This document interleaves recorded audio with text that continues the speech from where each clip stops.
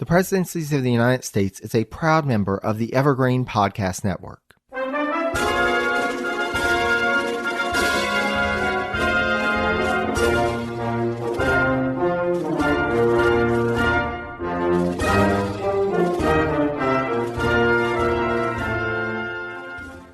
Hello and welcome to the Presidencies of the United States. I'm your host, Jerry Landry. This is the second of our two-part episode on the life of Richard Rush as part of the Seat at the Table special series. Before we get into the episode, I wanted to take this opportunity to again thank my special guest, Alicia, the host of the Civics and Coffee podcast, for joining me for this episode. If you haven't checked it out already, Civics and Coffee is a great podcast covering various aspects of American history from the very beginning on through to the present day. In short, succinct episodes meant to be enjoyed in the time it takes you to drink a cup of coffee or tea or whatever drink you'd like, Alicia helps us to explore the individuals and the events that make up American history. It's one of my go-to podcasts, and I cannot recommend it enough. Likewise, with Alicia, it is always great to talk with her. She brings such insight and perspective to any conversation, so I cannot recommend her work enough.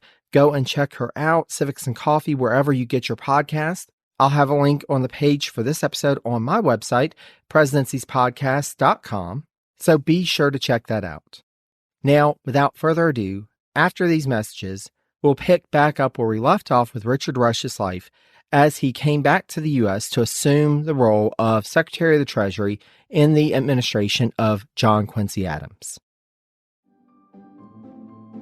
Greetings from Evergreen Podcasts. We're rolling out a listener survey, and we want to hear from you.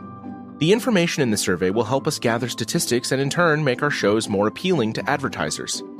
I know most people don't like ads, but this is one of the only ways our shows make money and help keep their lights on. We promise it will only take a few minutes, but the impact on our podcasts will be tremendous. As a token of our appreciation, we'll randomly select one lucky participant each month to win an exclusive merchandise package from Evergreen Podcasts.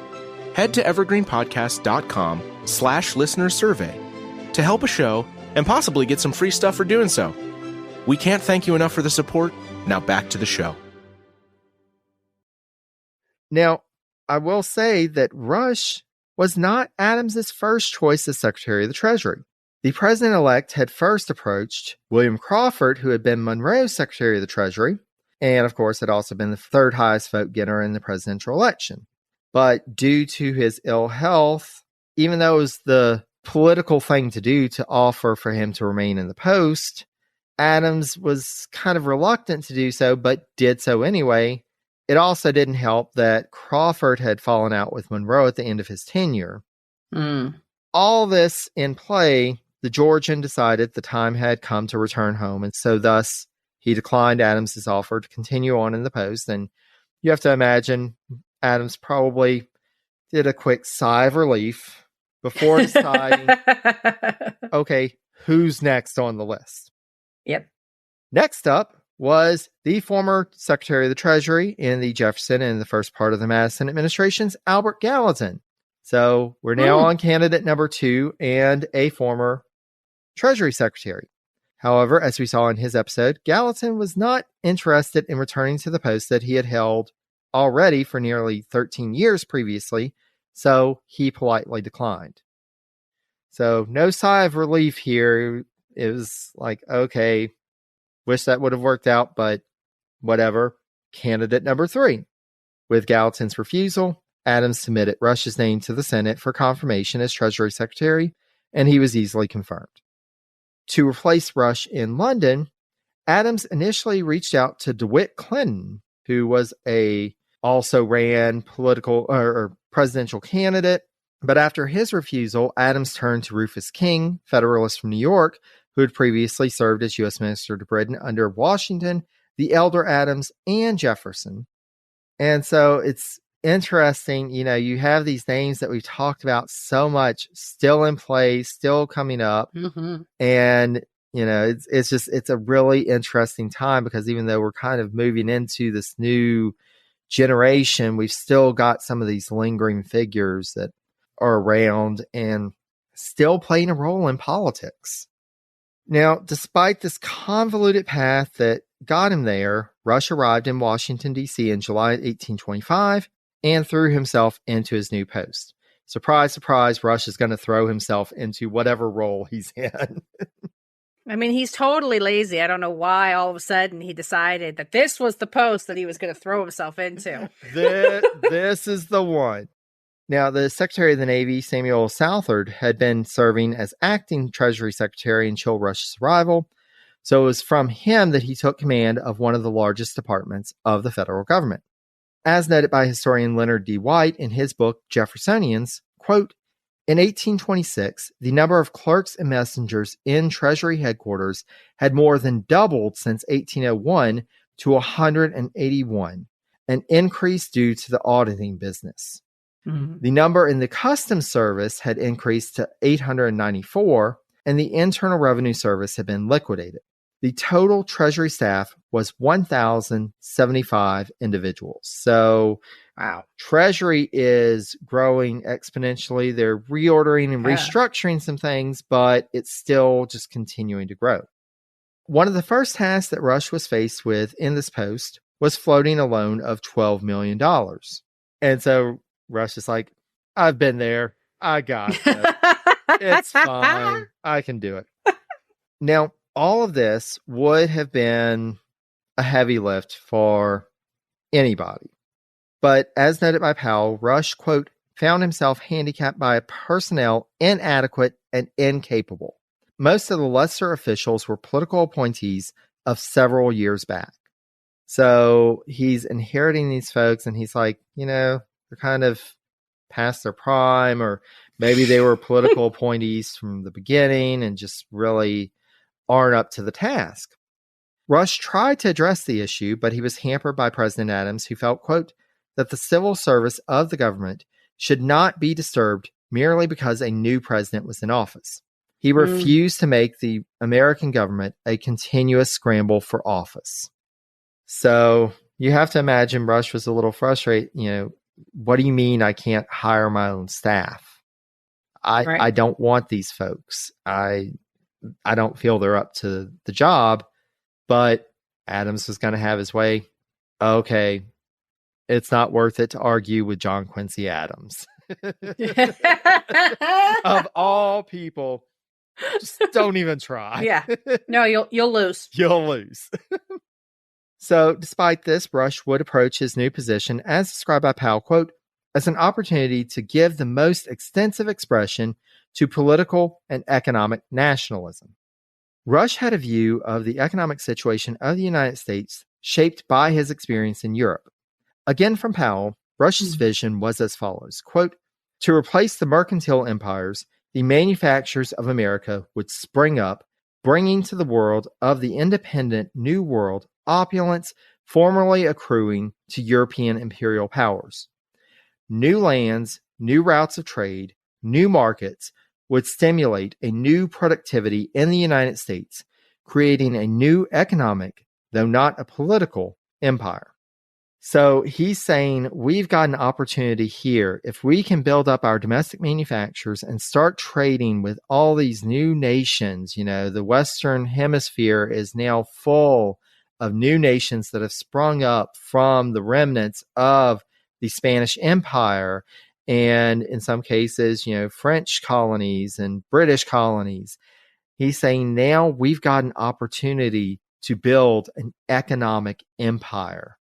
Again, forward thinking, having that quote unquote, it is a global mindset, but really, truly, literally and figuratively a global mindset of, hey, this is how our country can grow. Here's how we can, grow our domestic products. Yeah. So it's interesting that in every single position that he comes in, he has kind of the long game in mind and tries to implement that in his position. Absolutely.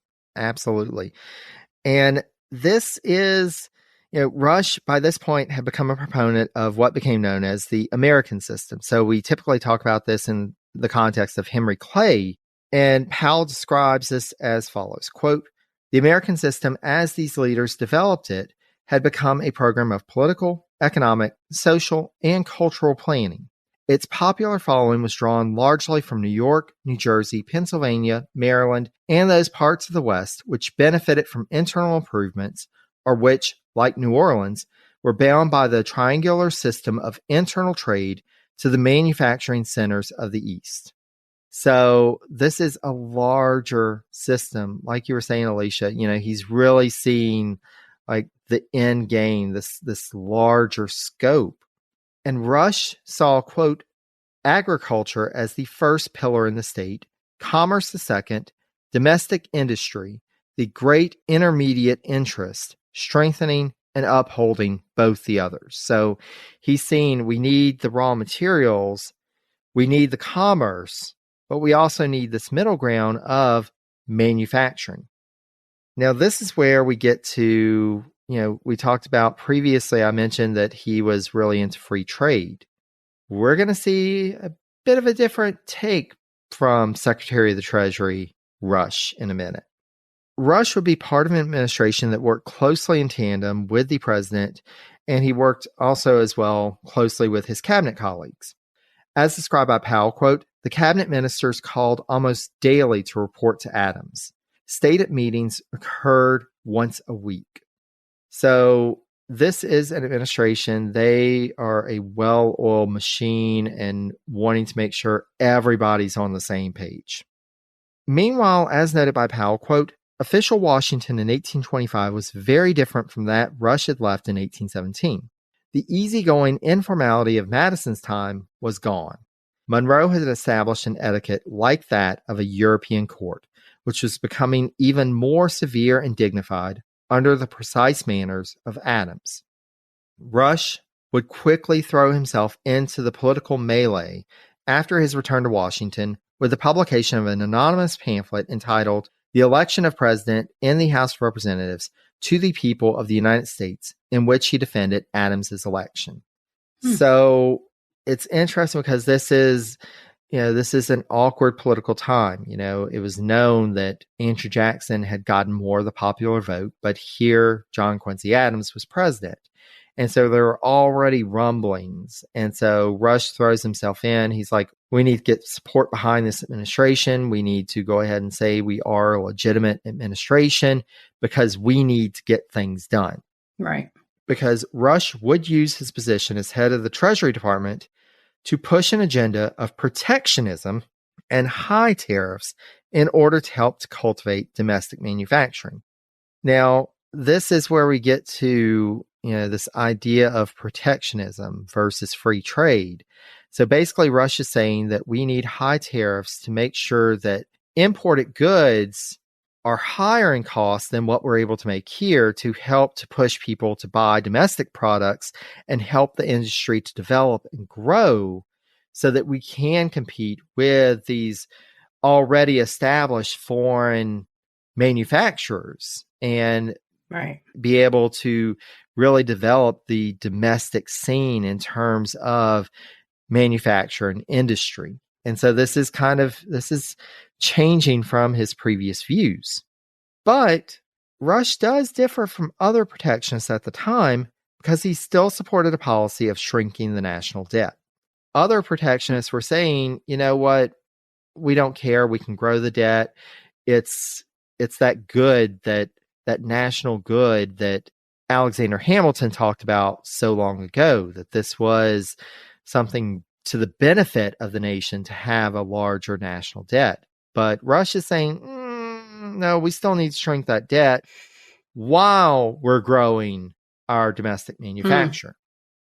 And so Powell notes that, quote, Rush had become the official representative of the protectionists, their spearhead of policy, their mirror in the government. And so a year into his new role, Rush undertook two major projects in the summer of 1826. The first was directly related to his work at Treasury. Quote, collectors had to be removed or appointed, their records scrutinized, some of them reprimanded. Frauds upon the revenue had been discovered and required exhaustive investigation. Banking facilities were needed in the new Western states. All had to be done with an eye to the fall elections. So he's saying we need to clean house, we need to get our affairs in order so that we can go into these elections and say, we are the good government people. We are the stewards of good government. The other was a more personal matter.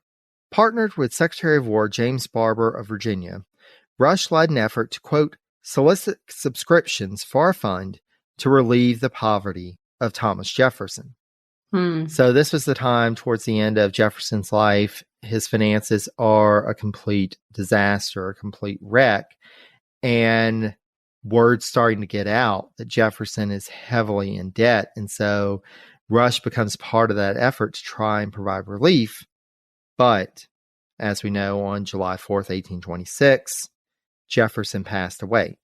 On that same day, Rush and Secretary of War James Barber led, quote, a procession of all the officials of the administration from the president's mansion to the U.S. Capitol, where, quote, in the hall of the House of Representatives, speeches and prayers commemorated the 50th anniversary of the nation, after which Barber and then Rush delivered addresses relating the need in which Jefferson lived and urged the assemblage to make up the relief fund. So it's interesting. You've got this huge 4th of July celebration, and they're incorporating this, let's relieve the suffering of our former president, founding father. And little did they know that at 1 p.m., Jefferson had passed away. Rush struggled to keep above the growing political battle in Washington between supporters of Adams and Clay and supporters of Andrew Jackson and Vice President John C. Calhoun. This political scene is becoming ever more contentious, and it's all thinking of 1828. Now, it did help that he had work to do on the president's second annual report that fall, and naturally, Rush used the opportunity to continue the push for protectionism, though, as Rush wrote to a friend, quote, that I had not the least support from a single human being in Congress is true, but I am not the less confident that I am right. So he's starting to see, where the political winds are blowing. He knows he's not going in that direction, but he's still saying this is the right thing to do. Well, and he had lots of practice, right? He had to go against his father at a very young age. And so I think that helped him and made him more strength in his convictions, or more confident, I should say, in his convictions. So also something you want in a cabinet secretary is somebody in your administration, right? You want somebody who's not necessarily just going to be your yes man. It's going to be the guy that says, hey, we got to do it this way. It might be painful, but this is my recommendation, and I'm not just going to go with the flow just to make people happy. So Exactly. And so this is very much Rush. This is what he's doing. Yeah. And at this point, opposition to protectionism was settling in with Southern leaders, as well as with commercial interests in New England who would not benefit from a high tariff. So you've got these really two competing interests. You have folks who will benefit from it, and you've got folks who realize this will hurt their business or their interests. And indeed, it would be through the tie-breaking vote of Vice President John C. Calhoun that the Mallory Tariff Bill, which was very much aligned with the recommendations of Treasury Secretary Rush, was voted down in the Senate in January 1827. Rush's continued strong push for protectionism as a key part of the American system, as well as his continued involvement in the American Colonization Society, did not win him any supporters in the South, as you can imagine. So, though the political will for change may not have been there, Rush was determined to do what he could to effect progress in his leadership at the Treasury Department. As noted by Powell, quote, Rush instituted a better method of accounting with customs records so that in a few years, exact information regarding both home industry and foreign trade might be available. He also continued to push for the American system principles, including protectionism, in his third annual report to Congress in 1827. Powell describes this report as, quote, in many ways, the best statement of the policies of the American nationalists of the 1820s that anyone produced. However, it was delivered to a Congress in which, for the first time since the ratification of the Constitution, the pro-administration faction was in the minority in both houses of Congress. So this is going to a very hostile Congress. And thus, the chairman of the Ways and Means Committee in the House, in his answer to Rush's report, quote, questioned the constitutional authority of the secretary to make recommendations in his report of the nature he had, and instead pushed free trade policies in opposition to Rush's protectionist proposals. Well, as a cabinet secretary, he's supposed to give you the lay of the land and to give you what's going on in his department and to make recommendations to make his department more efficient and effective. So that's an interesting take. I know that things were very tense in that time period, but that's an interesting argument that he made. Politicians making outrageous arguments. That's never happened before or since. No.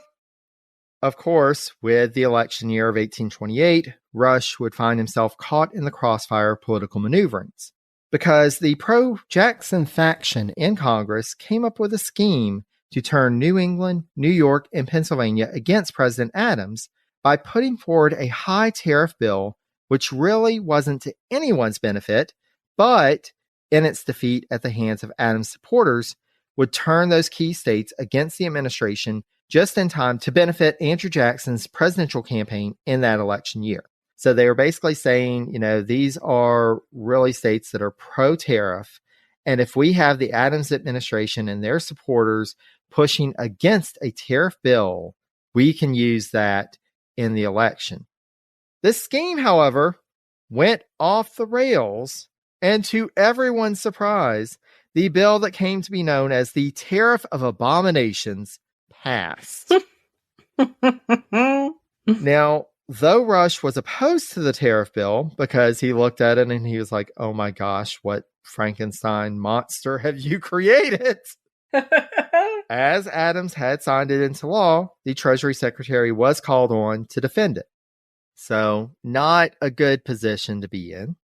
Rush also had to answer a scathing report from a select committee on retrenchment and reform, which criticized his administration of the Treasury Department.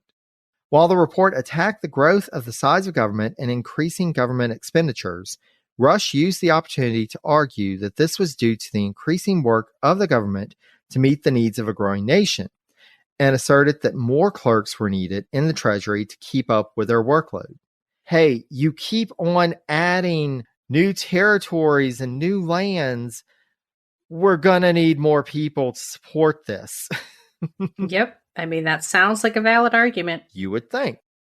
Rush would take up his pen in 1828, not just for his own defense, but for that of the Adams administration. First came his pamphlet, Sketch of the Character of Mr. Canning, on the occasion of the death of George Canning, who by that point had briefly risen from the post of British Foreign Secretary to become Prime Minister prior to his demise. Now, though this was supposed to be about George Canning, Rush would use the opportunity to defend the administration and its efforts at negotiating with Canning, which were stymied by, quote, the personal antagonism of Canning.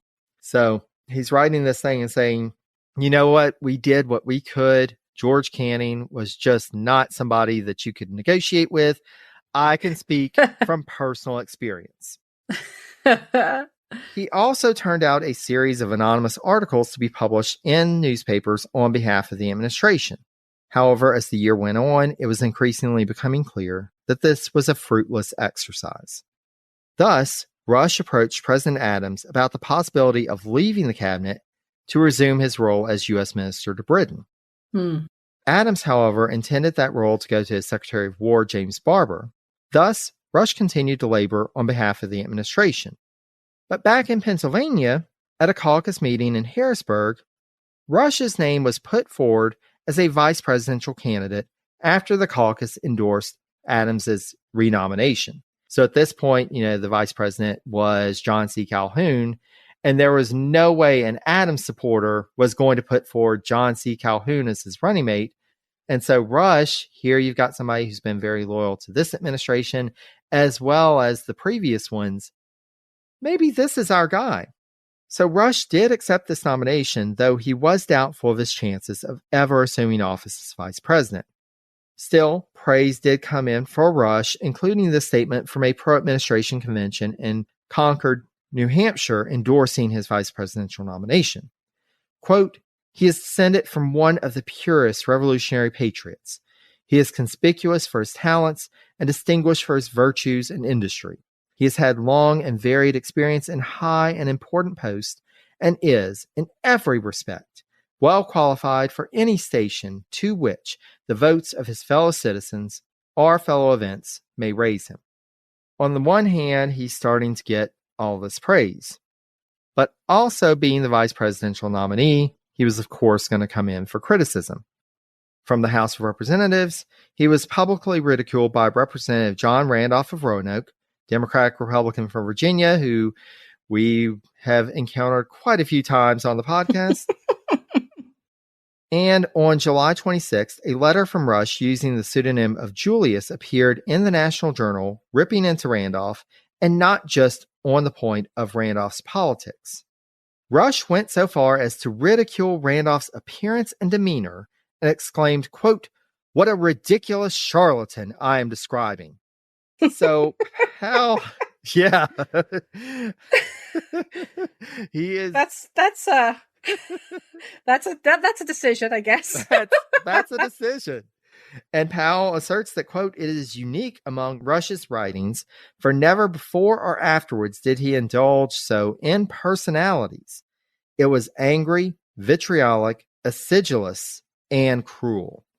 So, yeah, this is, he's not taking the high road with this one. He's going for the jugular. He's saying, this guy is ridiculous looking. Look at his stupid face, and oh, by the way, have you heard him speak? It's ridiculous. You're getting the sense that Rush is just really frustrated on so many levels. Yeah, I was just thinking, I wonder if it's just not the kind of the residual impact of a very long campaign, and having been in Adams' administration, I'm sure was no easy task, considering I know how unpopular he was throughout his tenure. So I wonder if that just wasn't his lashing out just to defend himself and his honor the best way he knew how at that moment. Yeah. Yeah. And ultimately, after this raucous and contentious campaign, the administration's ticket lost the election. So Jackson and his running mate, who was the sitting vice president, John C. Calhoun, who we're, of course, going to talk much more about as we go along, they won the election. Jackson won just over 647,000 votes versus President Adams's 508,000 votes. In the Electoral College, Adams and Rush only secured 83 electoral votes, which were from 8 northern states, as well as Delaware and Maryland. And what you can imagine was probably a low blow. Rush's home state of Pennsylvania went to Jackson and Calhoun. Rush wrote of the defeat afterwards that, quote, "Individually, I never permitted myself to form hopes. I shall therefore not be disappointed. There is evidence enough here that my candidateship was not of my own seeking, but the contrary. Not but that I was heartily willing that my name should be used, if it were thought that it could do the least good, but I never thought it would." And so he's saying, I really didn't want this. Of course, I'm a good trooper. I'm willing to do what needs to be done, but I really didn't want this to begin with. So I'm not really disappointed. I'm really not. Don't ask me any more questions. I don't want to talk about it. Also, this is just beyond just the campaign, his 4 years in office, having to deal with an increasingly hostile Congress. You have to imagine that in some ways it was a bittersweet defeat, but it was also kind of like, I don't have to deal with this anymore. Yeah. And so he worked to wrap up his business. He proved to be the only member of the cabinet to recommend to Adams that he attend Jackson's inauguration. And as we know, this advice was not actually acted upon. Adams left D.C. and did not attend the inauguration. On March 3rd, after dinner, Rush met with Adams in his new lodgings on Meridian Hill in Washington and tendered his resignation as Secretary of the Treasury. When his brother James asked Rush to approach the new president about a government position that he was interested in, Richard wrote back to his brother that, quote, General Jackson has taken away my office, and I am left with a wife and 7 children without a farthing of income, and with but contingent prospects of earning one. I have no complaint against him for this, as no citizen has any claim of right upon the tenure of office. But I must decline becoming even the remote messenger or medium of passing to his hand a letter that looks eventually to an official favor at them. So even though, and it does seem just like with the election, you doth protest too much. I'm not really bitter, but I'm not asking a favor of that man. Right. Now, Powell sums up this second cabinet tenure as follows, quote, technically, Rush was an able steward of the Treasury. This, combined with the prosperity of the 4 years of his tenure, produced an accounting that truly was a credit to the administration. The nation was in an opulent financial condition. It was at peace. Its fiscal structure was sound. Jackson inherited the results of successful service. Moreover, Rush had expanded the scope of the department by the establishment of branch banks in the New West, improvement of the revenue service on the Great Lakes, and in many other ways. He has adequate cause to be satisfied with his record. But, of course, as he himself stated, when he left office, his financial situation was in rather of a mess. He did not have the income to maintain his home in Washington, and though Rush had property in Philadelphia, the high cost of living in that city made a return there not a viable prospect. Thus, since he had some property in York, Pennsylvania, and the surrounding county, Richard moved Catherine and the 5 of his children still at home there. The house in Washington was rented out while Rush sold his properties in Philadelphia. Meanwhile, he found himself a temporary gig involving some travel, because in 1829, Rush traveled abroad as an agent for the cities of Alexandria and Georgetown in order, quote, to negotiate a loan in London for building a canal between the Chesapeake Bay and the Ohio River. So they were like, well, this guy's been in Treasury for a bit. He knows how to negotiate a loan.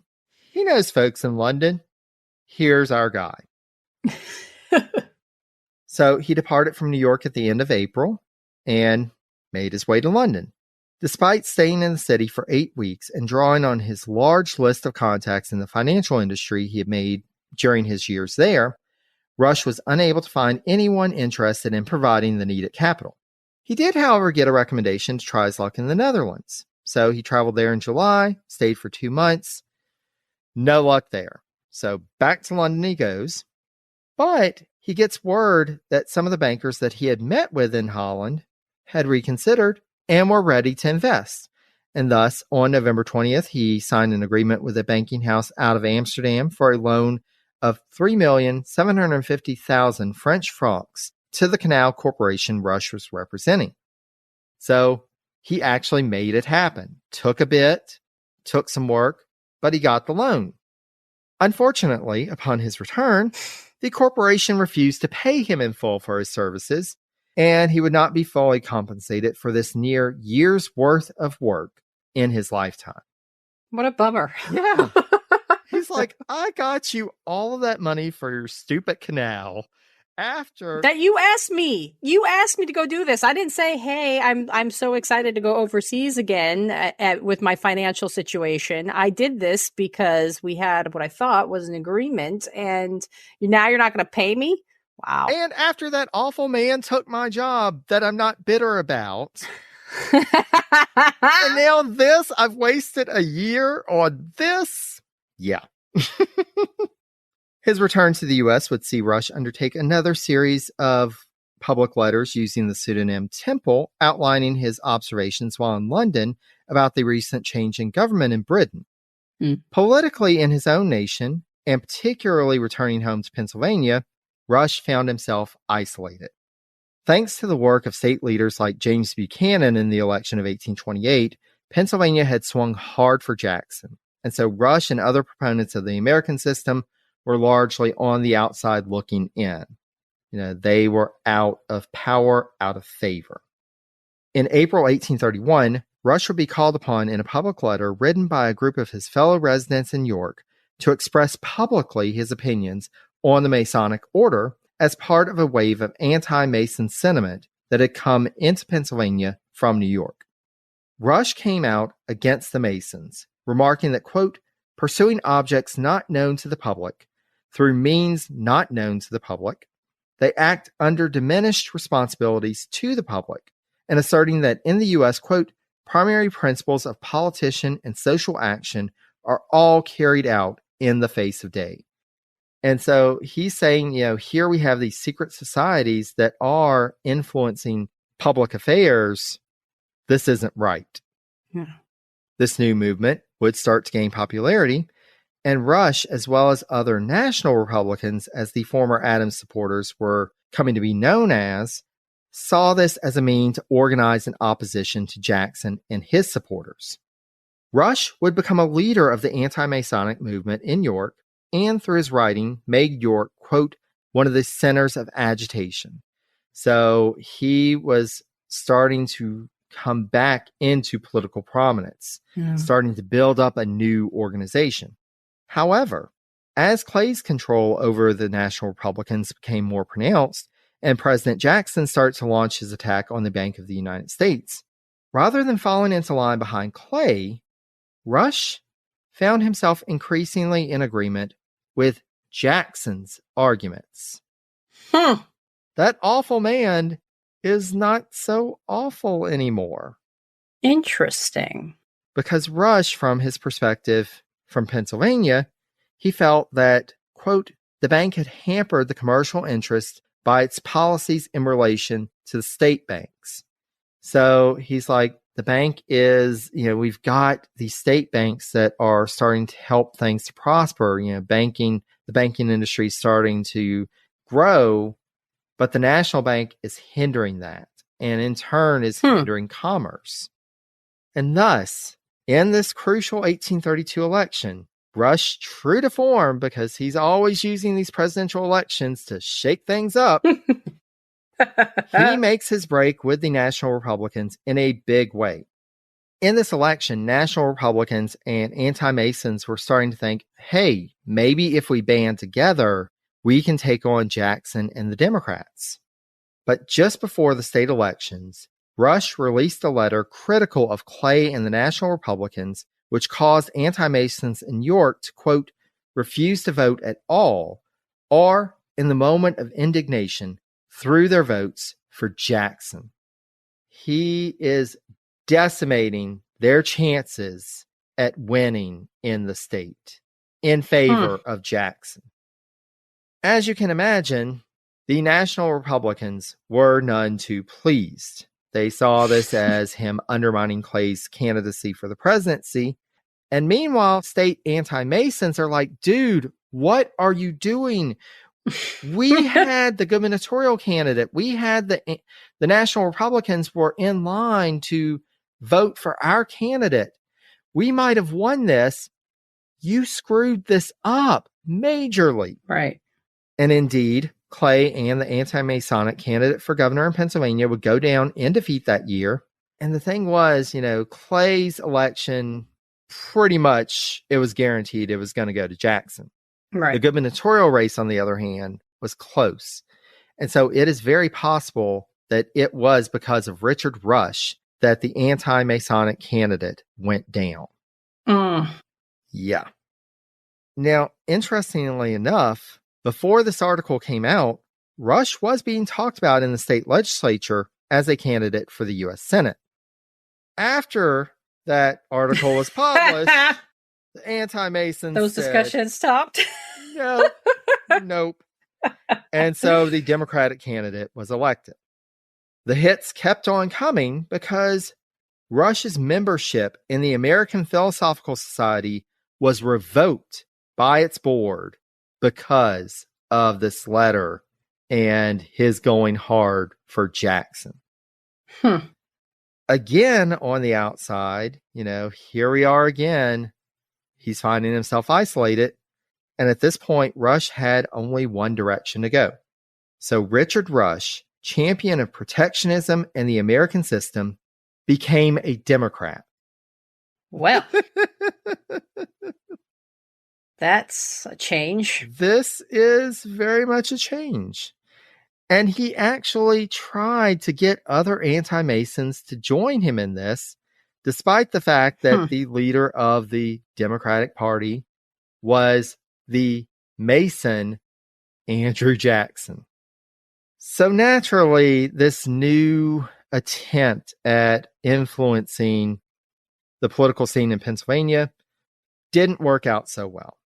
As the 1835 gubernatorial election neared, Rush threw his hat in with Democratic candidate Henry Muhlenberg and worked to persuade German anti-Masons over to the Muhlenberg camp.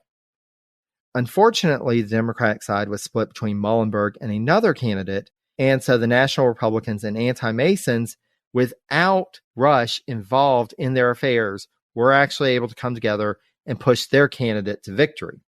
Nationwide, as the 1830s went on, this partnership between the National Republicans and anti-Masons would ultimately coalesce into what became the Whig Party.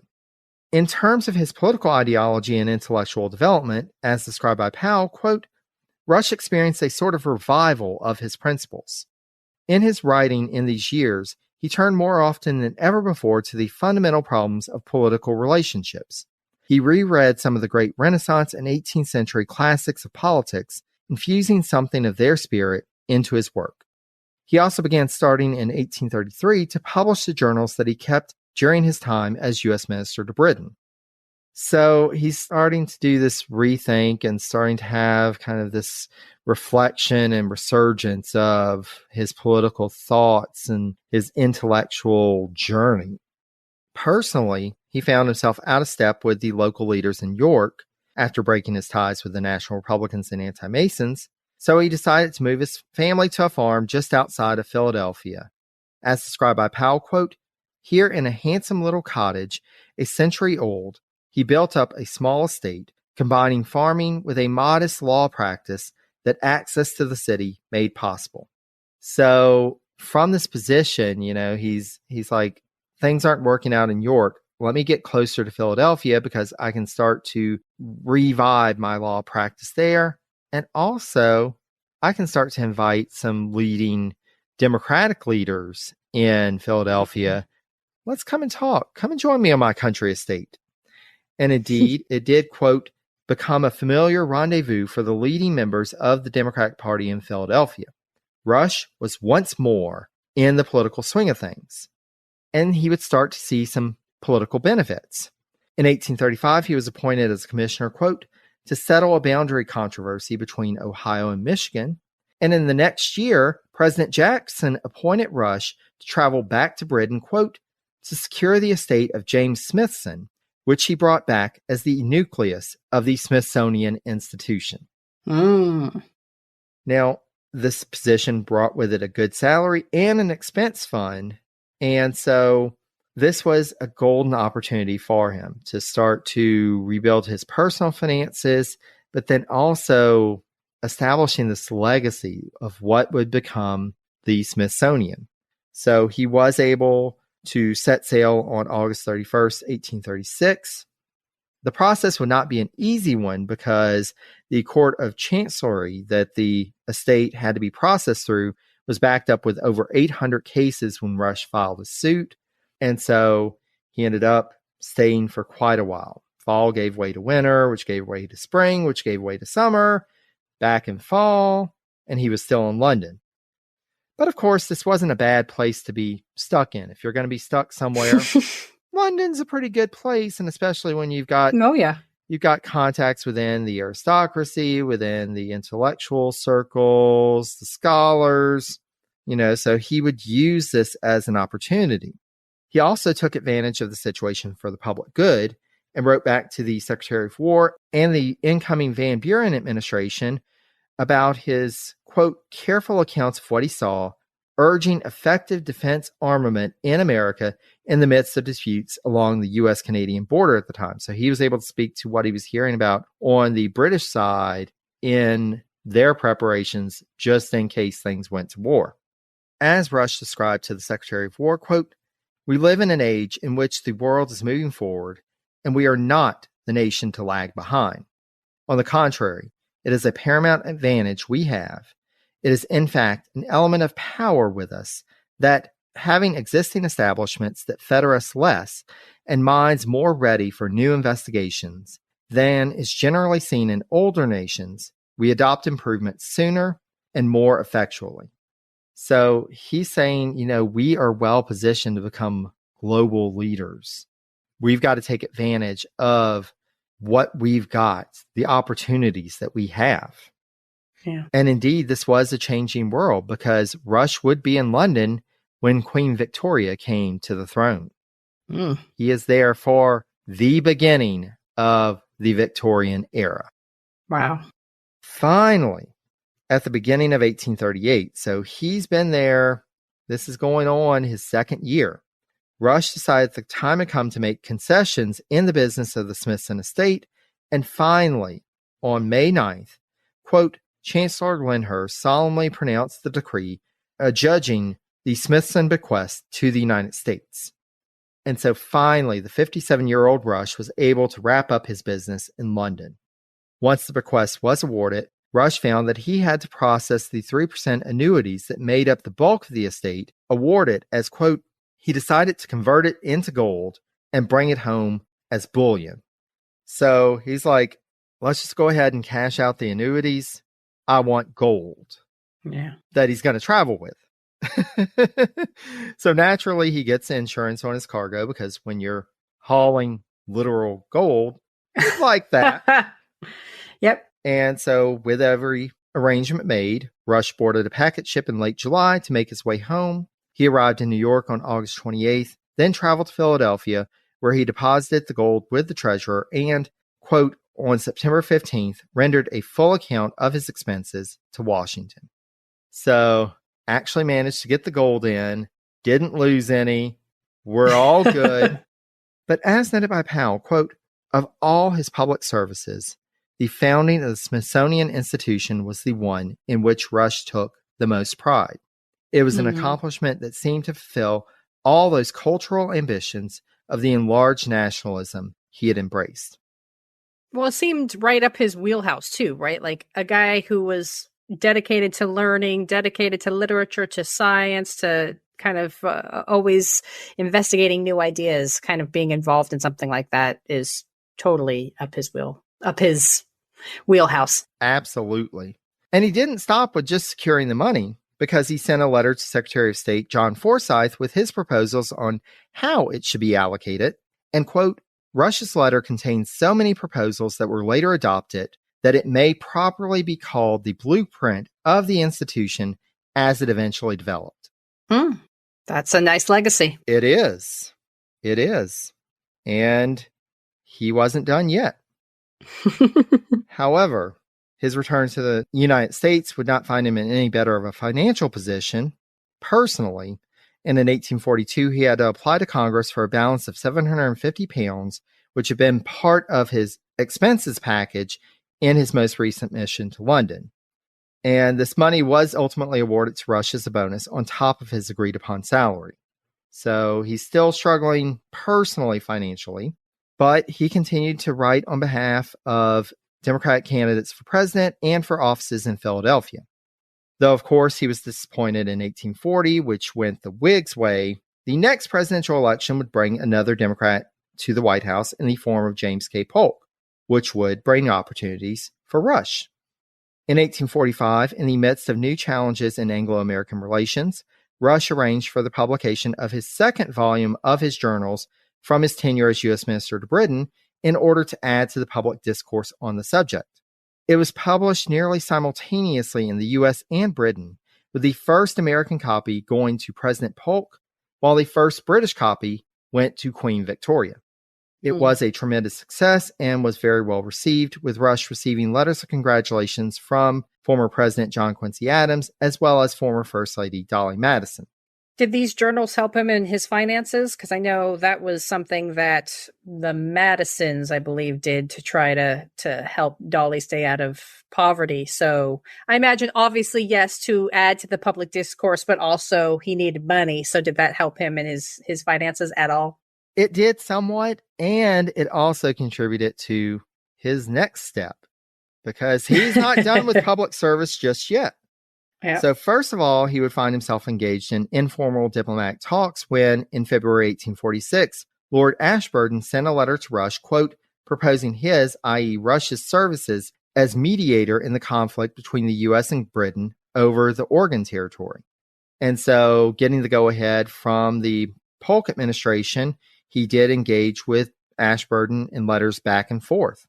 Their work gave Ashburton his talking points with the government of British Prime Minister Robert Peel, and the British came to the negotiating table with a new treaty being signed on June 15th, dividing the territory between the two nations.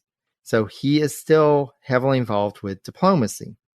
Meanwhile, the Polk administration in 1846 would finally take action on the Smithsonian bequest, and Rush was named as one of the first regents of the Smithsonian Institution. He went to the first meeting of the Smithsonian Institution Board of Regents, and while there, he met with President Polk and his cabinet to determine a proper site for the institution's headquarters in Washington. He would be present the next May when Vice President George Dallas laid the cornerstone for the Smithsonian in a Masonic ceremony. This anti-Mason present for a Masonic ceremony. Whatever. And honestly, by that point, Rush was already preparing to go back to Europe because President Polk had originally appointed Charles J. Ingersoll as the new U.S. Minister to France in late 1846, but the Senate refused to confirm him. And realizing that he needed to get a trusted diplomat in that important post sooner rather than later, and given all of his involvement with foreign affairs to that point, Polk nominated Rush as Minister to France at the beginning of March 1847. The Senate immediately confirmed him, and by March 3rd, his commission was on his way. Though Rush was initially reluctant due to Ingersoll's anger at being blocked by the Senate, finally, Ingersoll gave his blessing, Secretary Buchanan urged him, and Rush agreed to take up the post. Unfortunately, this time his wife Catherine proved too ill to accompany him, so the 66-year-old Rush departed alone across the Atlantic.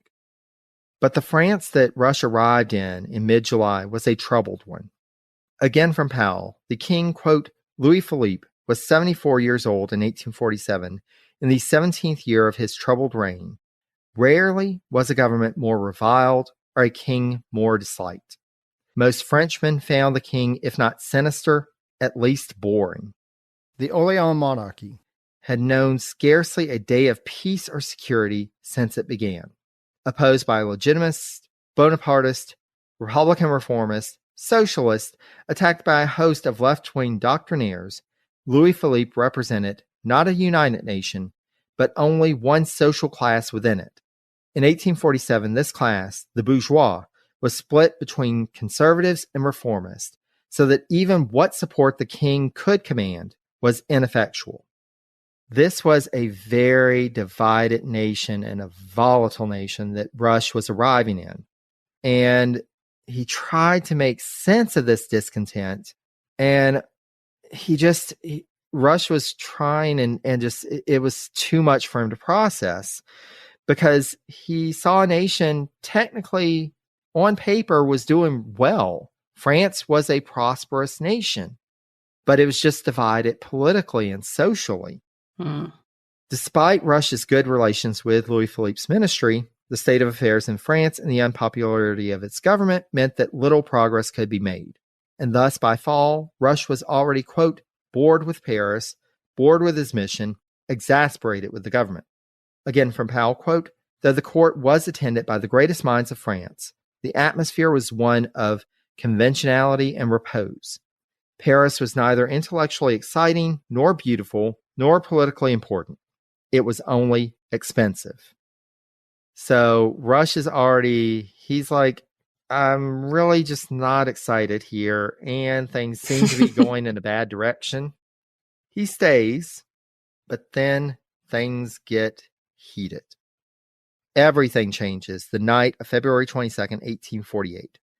Rush went to bed that evening none the wiser and woke up, quote, the next morning in the midst of civil war. As Rush wrote at the time, quote, The belief seems to be that a complete revolution has been effected, the people having the upper hand everywhere, and none of the troops or National Guards any longer acting against them. They are in possession of the Tuileries, made a bonfire of the king's carriages, the king, queen, and royal family escaping through the gardens. I go to the Quai d'Orsay in front of my house, see the people looking out of the palace windows, see them throwing furniture out of the windows, see them pass by the place where I stood. They shout out with guns and sabers in their hands. All is wild disorganization. Richard Rush is in the midst of the French Revolution of 1848. He is a witness to some monumental moments in history. Yes. As I kept reading and learning more about him, it's like, oh my gosh, what wasn't he involved in? Really, seriously. And so by the evening of the 25th, the French monarchy was gone and a provisional Republican government was in place. Beyond just being concerned for his own safety, because, Paris is at arms, things are burning, it's chaos. Yeah. Rush was also in a precarious position in the midst of this revolution because the provisional government technically did not have official diplomatic standing. So Rush had to consider whether he was authorized to engage with this new government. Now, given that it would take time to receive an official response from Washington to let them know what was going on and see what the administration wanted to do, Rush knew that he would have to make the call on his own and deal with the consequences. Now, there were certainly arguments to be made that it was within the interest of the United States to recognize this de facto government, especially considering that the U.S. had recognized so many South American governments when they had declared independence. But there's still this, is this really, what is this government? Is this something that we can recognize? But finally, Rush decided, quote, that as soon as he had official notification of the existence of the provisional government and of Lamartine as its foreign minister, he would recognize the republic. Now, the British ambassador tried to convince him otherwise. It was like, just hold off. It's like, let's wait to hear back from our governments. And he was like, well, your government is right across the channel. Mine is across the ocean. I don't have time to wait. Meanwhile, he consulted with Latin American ambassadors in London, and they decided to follow Rush's lead. And thus, on Monday, February 28th, quote, Rush donned his diplomatic dress, took the legation secretary with him to the Hôtel de Ville, where he was at once conducted to the provisional government. In a brief address, he presumed to offer the congratulations of the American people to the new regime, mentioning the ancient friendship of the two nations, their mutual adventure in republicanism, and hoped that the friendship of the two republics might be commiserate with their existence. And so naturally, there is this outpouring of excitement. Les États-Unis are recognizing the French Republic. In his report to Secretary of State Buchanan, Rush concluded that, quote, I must humbly hope that my course will be approved by the president, yourself, and the cabinet. So he had to send this off and wait to see, is Polk going to be happy about this or not? But in the meantime, he had to deal with the business of the embassy. And so he was dealing with all of this stuff, and also he was getting French officials and French citizens who were coming to him asking, well, what does it mean to be a republic? Right. He even engaged in discussions of political science and theory with Alexis de Tocqueville. And so U.S. Minister to Britain, George Bancroft, came over from London, and they joined in the discussions with de Tocqueville about the possibilities for this new French Republic. So this is kind of akin to Thomas Jefferson at the beginning of the first French Revolution. You've got the French coming to him and saying, well, what kind of government can we form? What should we do here? But ultimately, the turmoil of revolution was not at an end. And after the new National Assembly assembled in early May, by the 15th, quote, a mob stormed the assembly, drove them out of the chamber, and proclaimed a new regime. Though this revolt was quickly shut down, Rush, as well as other observers, had every reason to wonder about the stability of this new republic. By late June, the city of Paris was in arms once more, and as described by Powell, quote, indecision, disunity, and lack of imagination were causing the republic to fall apart, and it was apparent to all, including Rush, that Louis Napoleon could use the situation to rise to power, and by December, Louis Napoleon had won election as president of the republic. So this is a big disappointment for Rush. He's seeing this opportunity to be part of a new burgeoning republic, and he knows it's about to go the way of the Napoleonic Empire again. Mm-hmm. Meanwhile, of course, he's still suffering from personal finances. He's still suffering from being in debt. And finally, he just says, you know what? I'm kind of done. I'm getting to the point I just want to leave. 1848 was a presidential election year. Perfect opportunity for Rush to make a change. Zachary Taylor won the election. And Rush was, he was starting to get eager to go home, but he was also like, well, they may want to keep me on for a little bit. Typically folks serve in these posts 3 years at this point. But after Taylor took office, his replacement had already been decided upon. But to add insult to injury, once he learned this, it would take months for official word to go to the French government. So Rush was just stuck knowing that he was out of a job, but not able to leave. Finally, in October, with his successor arrived and presented to the French government, Richard Rush made his way to Le Havre to board a ship which would bring him back home after an eventful 27 months abroad. And this would be his last trip abroad. As noted by Powell, quote, Rush went into retirement quietly. It was an anticlimax. His son Ben suggested that he appeal to the people when he returned, for election to the Senate would be the perfect justification. Rush emphatically refused, because he came home and he found that his wife Catherine's situation, her condition had severely deteriorated in his absence. And so, quote, he devoted many hours of each day to her, the rest of his time to correspondence on public affairs. He had come back to a nation that was being torn apart by the slavery debate, and Rush, in his part, urged folks to turn to the cause of union above all else. Again from Powell, quote, Rush's position was bound to be ignored between extremes of both sides. It was shared by his friend Buchanan and reached its culmination in that statesman's nomination for the presidency in 1856. Because Rush was a supporter of the Compromise of 1850, he thought, let's really focus on keeping the Union together. And those details, we can compromise, we can figure things out. But as we know, the Compromise of 1850 was pretty shameful in some respects. In his last publication on the subject of foreign relations, quote, Rush advanced far ahead of most of his generation and advocated for an alliance with Great Britain now that the United States was much more advanced as a nation and could truly be, in his estimation, an equal partner with Britain. As Rush wrote, quote, we are part and parcel of Christendom, and it is no longer possible that a great nation like this can be wholly detached from its movements, lest we should get into entangling alliances. This was a wise rule when we would have been the weaker part, perfectly wise.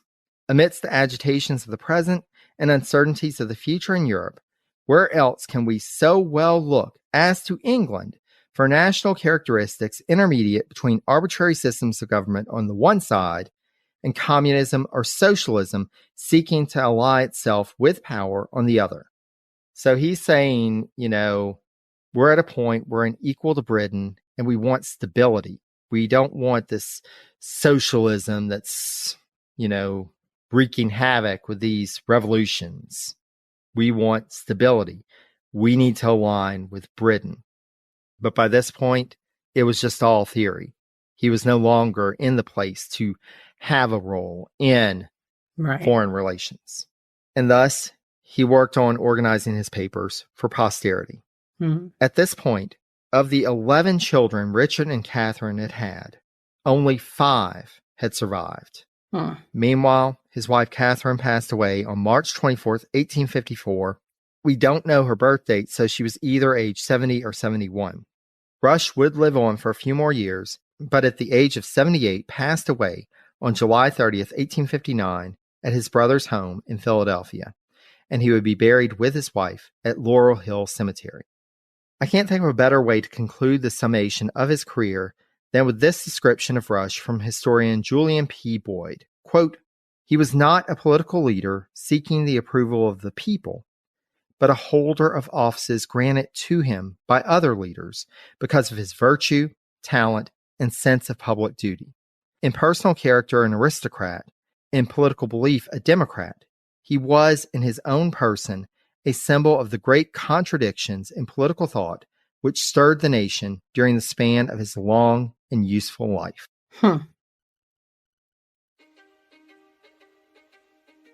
History is complicated. The story of human progress is long, messy, and riddled with controversies big and small. On Conflicted, we dive headfirst into history's most infamous events and contentious figures. We try and untangle the good from the bad, the fact from the fiction, and the monsters from the misunderstood. Was Genghis Khan a murderous butcher or a civic pioneer? Did the Allied powers go too far in firebombing the German city of Dresden at the twilight of World War II? And how did the Marquis de Sade acquire such a sinister reputation? And was any of it true? These are just a few of the tough questions we wrestle with and investigate on Conflicted. So if you love history or just enjoy a good story, please join me, your host, Zach Cornwell, for a fascinating new topic each and every month. Conflicted, a history podcast, is available on Spotify, Apple, or wherever else you get your podcasts. I hope to see you soon.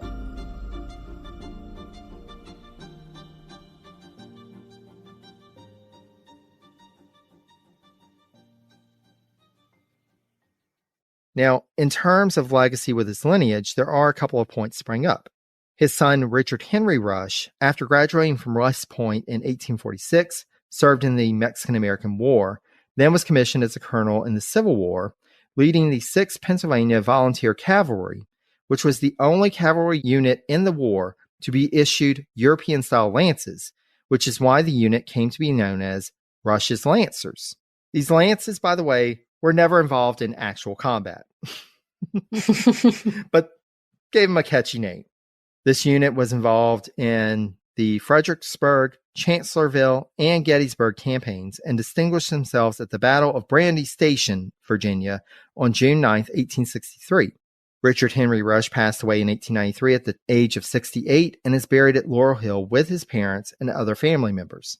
Richard Henry's older sister, Sarah Catherine, who was born in 1823, would go on to live to age 82, passing away in 1905, the only of the siblings to survive into the 20th century. In terms of his physical legacy, I could not find anything named after Richard Rush. A few things were named in honor of his father, but not Richard. And so if anyone has any evidence to the contrary, please feel free to reach out to Presidencies at presidenciespodcast@gmail.com. But as far as we know, it was just the children that kept his legacy going. And that is the long and interesting twist and turn career and life of Richard Rush. That was a lot. Yeah. It was so funny. Like, while doing the research for this, it was just like he just kept going and going and going. Yes. And every presidential election found him with a new job. Yeah, he's the Energizer Bunny of politics. Jeez. And so let's just go ahead and launch into our first category, the whole picture. This round looks at the overall career and character of the cabinet member. And Alicia, we can each award up to 10 points maximum. So what are your thoughts on his overall career? Well, obviously, he was a lifelong diplomat, public servant, and served various administrations in various capacities. I think in terms of just as a cabinet secretary, we're going to debate that a little bit, I think, later on. But overall, I think you can't have asked for a harder worker dedicated to the institutions of federal government, from being a founding member of the Smithsonian to collecting all the federal laws as Attorney General, always seeming to be in the right place at the right time, but also having kind of a big forward vision. I feel like, he's not maybe a Alexander Hamilton in terms of like legacy, but he did a lot considering. So I'm gonna go ahead and give him a 7. Agreed. And I think I'm gonna go with an 8, just because, did he get to the top office? No. Did he establish like a really well, and in some ways he did establish a long-lasting legacy. It's just that nobody really knows that he did it. The Smithsonian Institute, he was involved with that, with treaties that lasted for over 100 years, with major treaties with Britain, with so much, and being relevant and serving under so many presidents, and even when he wasn't serving under a president, still having their ear and guiding foreign relations and policy, and especially like just this up and down in his fortunes. This is something that we really haven't seen before. Usually when folks fall, that's it. They're down. Right. They're not coming back. And Richard Rush came back. And so, no, it's not the A list, the first tier, but he's pretty high up here in terms of a monumental career. So, he gets high marks in this category. So, with an 8 and a 7, we are at 15 points. So strong start for Richard Rush. But now we have to narrow into our go-get around to look at his impact during his time in the cabinet as a cabinet member. And so just like with the last round, we can both award up to 10 points. Yeah, and again, I want to give him, high marks, because I do feel like he worked. He wasn't messing around. He was a loyalist to the administration. He didn't undercut the administration like some other people that served. He was judicious. He was effective, and maybe he didn't have as long of a legacy, quote unquote, or a tangible legacy like other cabinet secretaries. I still feel like he made his mark. I'm still coming back to the collection and the indexing of all the federal laws. Like, that is super helpful. And thinking of just how he really grew the Treasury Department and made it effective, right? Not only is he making this thing a bigger bureaucracy, but he's making it still good accounting and making sure that their books are in order and helping the country kind of stay within budget a little bit. So I think, again, I want to go with a 7. I'm vacillating between a 7 and an 8. So for now, I will say 7, but I reserve the right to change it to an 8, depending on what you say. Right is reserved. So, and this is such a fascinating study here. This is such a fascinating case here because, first of all, we have somebody who served not only in 2 very different cabinet posts, right, different administrations, and came back to the cabinet. He ended his cabinet tenure, went off, became a diplomat, and then was invited back to the cabinet for a larger role. And this was a time that was so perilous. And, he served during the height, the lowest point of the War of 1812, and was part of keeping the government running to the point that at points he was the one person left in Washington, D.C. He was the one Right. who was charged with handling things on the ground and, having to make some snap judgments and hope that they worked out well, that the president would be okay with it. And likewise, in his tenure as Secretary of the Treasury, even though his agenda didn't get pushed through quite as much, he did achieve some institutional reforms that made the Treasury Department run more soundly. He was a person who definitely contributed to whatever success the administration could count on. He was a strong supporter of his president of the administration that was embattled basically from day one. This is a strong impact. This is a strong tenure. And especially considering that one of these two cabinet posts that he held was Attorney General, which at this point, it was hard to have a big impact as Attorney General. The only ones that we've seen that have been really impactful previously, it's just because they had the ear of the president. You actually have an Attorney General that's having to do stuff, actually having to work and trying to find more to do. I think I'm going to go for an 8 here as well. See, I knew it. I'm changing my You're vote. Going up to an 8. I'm going up to an 8. So with an 8 and an 8, we are at 16 for the go-getter round, and we are at 31 points total after 2 rounds. This is a very strong start. Oh, yeah. But now we get to the hot seat round, where we have to discuss any disgraceful behavior of or actions committed by the cabinet member.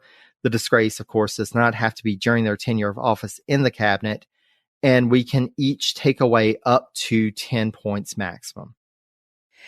And so I don't think I'm going to take too many away from Richard Rush. It didn't sound like in any of his political posts that he was unethical or that he somehow served in an otherwise apropos manner. He was very above board, and he was a member of the American Colonization Society, but so were so many, and I think it is very indicative of the time. So I do want to put that in context.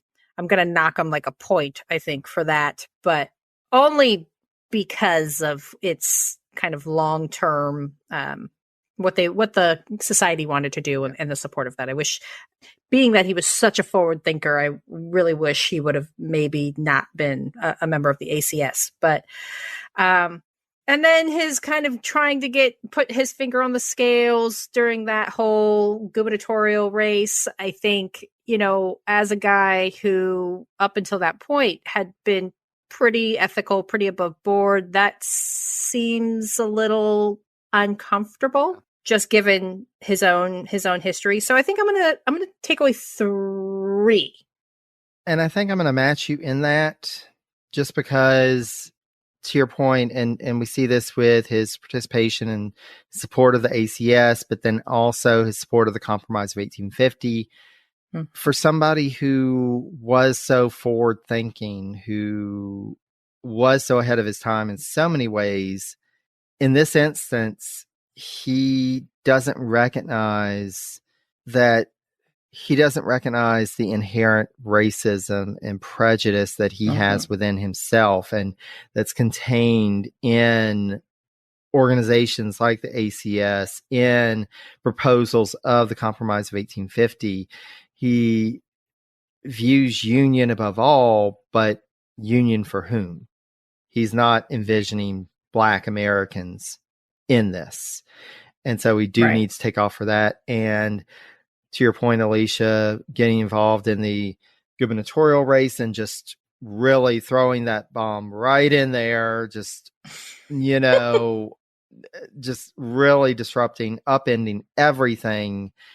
And just this wishy-washy, okay, well, I'm a strong anti-Mason, and then 5 minutes later, I'm in support of Jackson, I'm at a Masonic ritual, I think that is somewhat scandalous. So, but to your point, there's not too much, in terms of his public service. He, by and large, was above the board. He tried to do as best he could. And to the point of even realizing when the public was turning in another direction, still saying, but this is the right way to go. I've got to stand up for what's right. So with -3 and -3, that's taking away 6 points. So he is at 25 points now. Okay. So next up is tenure of office. And so this is the entire time that a cabinet member served in a full-time capacity counted towards the points for this round. As Attorney General, he served from February 10th, 1814 to November 12th, 1817. As Secretary of the Treasury, he served from March 7th, 1825 to March 5th, 1829. And so with this, with rounding out the numbers, he ends up with 8 points total in this category. And he does earn some bonus points because our cabinet members can earn bonus points if they serve in more than one cabinet post. And so he did serve in 2. They can also earn a bonus point if they served in a full-time cabinet position in different presidential administrations. He definitely more than got that one. Gets that. He did not become president, so he does not earn that bonus point. But it's almost a wonder that he didn't somehow end up as president in one of these presidential elections. And so with that, Richard Rush ends up with 35 points total.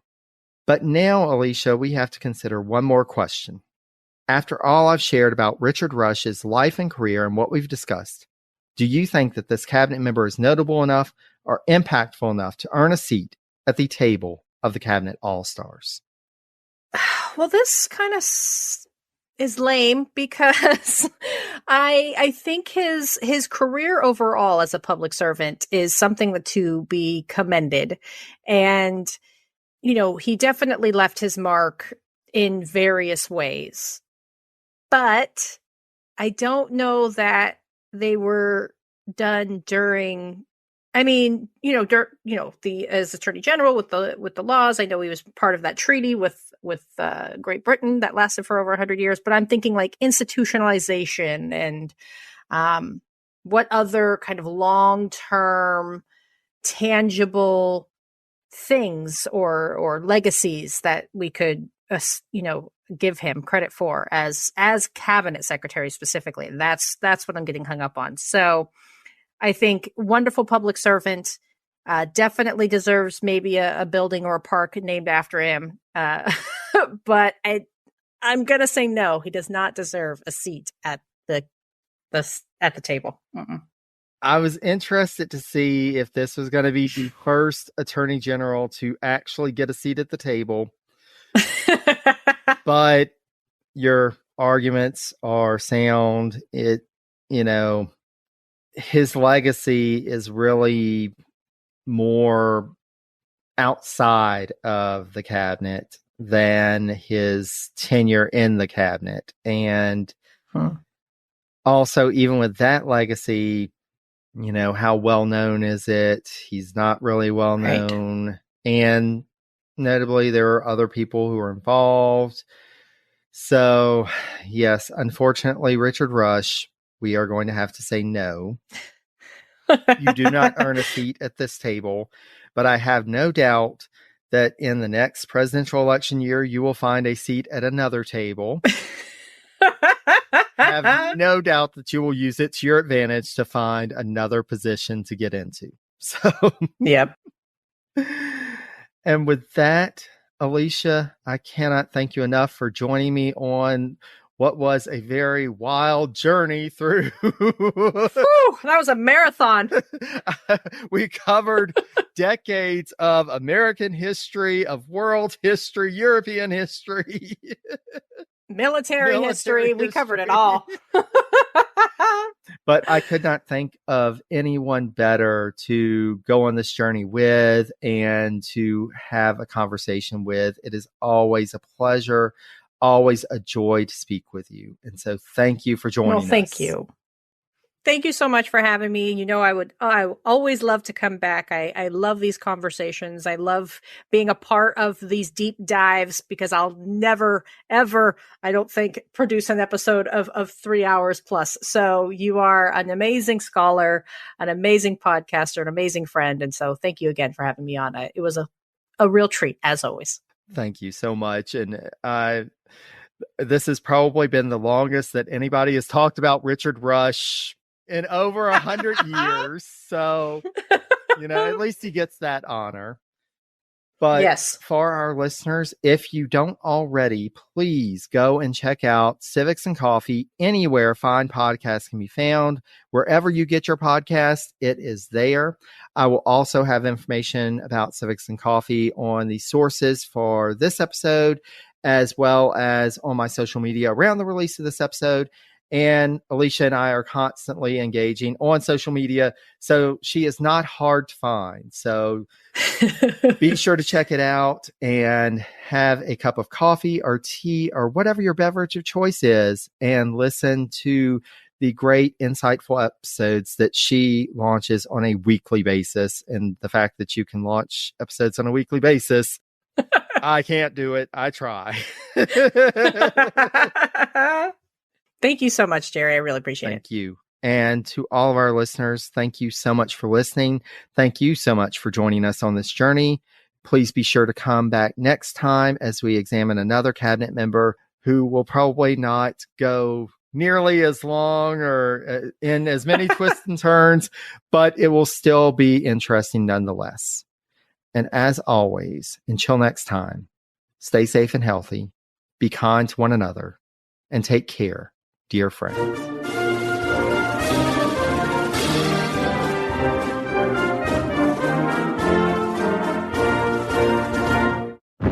The Battle of Waterloo was one of the most famous turning points in world history.